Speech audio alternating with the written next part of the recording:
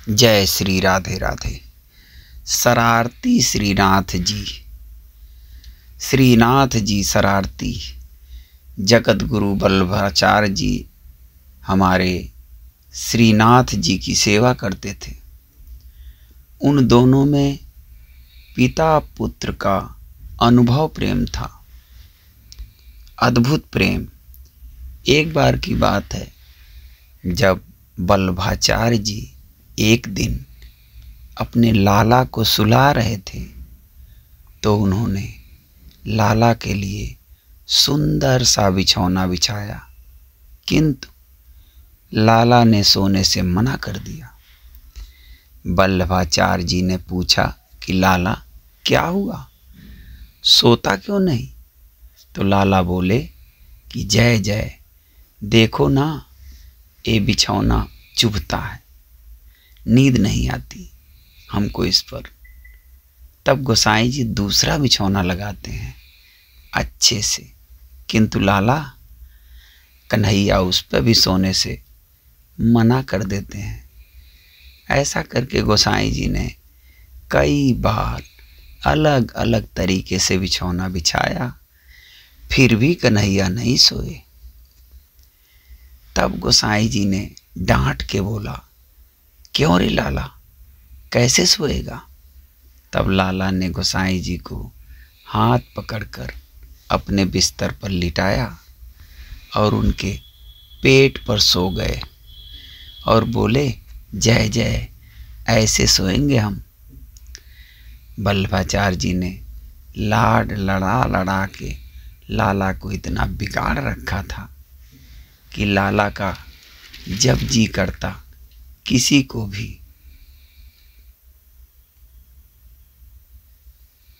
पीट के आ जाता। एक दिन की बात है, लाला ब्रजवासी लड़के का रूप धर के दूसरे बच्चों के साथ खेल रहे थे।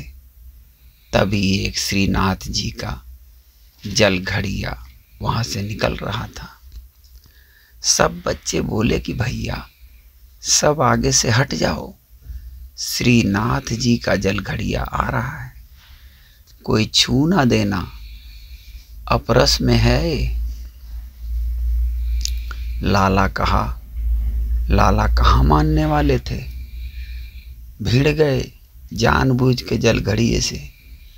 जल घड़िए को गुस्सा आ गया कि मूर्ख बालक, अब दोबारा नहाना पड़ेगा, और लाला के गाल पे खींच के चांटा मार दिया।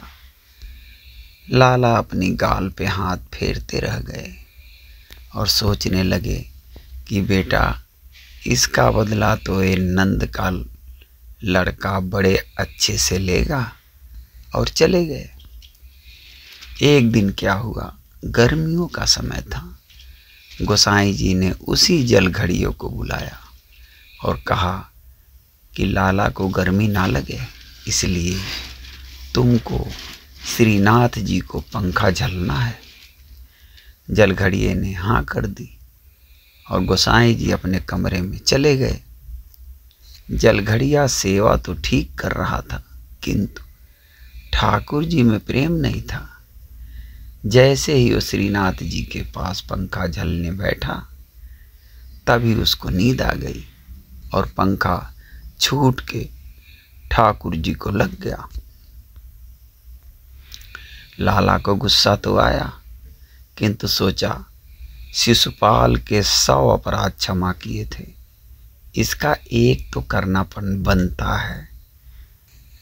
ठाकुर जी चुपचाप खड़े हो गए, किंतु जल घड़िए की फिर से आंख लग गई और पंखा फिर छूट के ठाकुर जी के मुख में लगा। अब की बार लाला को गुस्सा आया और अपने गाल पे लगे चांटे को याद किया। फिर तो लाला ने भी जल घड़ियों को ऐसा खींच कर चांटा मारा कि सीधा मंदिर के प्रांगण के बाहर जा गिरा। चिल्लाने की आवाज सुनी तो गोसाई जी भागे भागे आए और देखा तो जल घड़िया अपनी गाल पे हाथ लगाए कोने में बैठा है। गोसाई जी ने पूछा तो उसने बताया कि मैं तो पंखा झल रहा था, तभी अचानक किसी ने थप्पड़ मारा मुझे। गोसाई जी सीधे ठाकुर जी के पास गए और पूछा, क्यों रे लाला, तूने मारा उसको? तब लाला बोले, जय जय, मारता नहीं तो क्या करता, मेरी सेवा करते करते सोता है और 2 बार पंखा मेरे मुंह पे मार दिया। मैंने भी ऐसा मारा है कि अब कभी सेवा में नहीं सोएगा। ऐसा नहीं है कि ठाकुर जी केवल जगत गुरु या पीठाधीश्वरों के साथ ही ऐसी प्रेम लीला करते हैं, उनको तो बहुत सुंदर कोमल हृदय वाले भक्त ही पसंद हैं।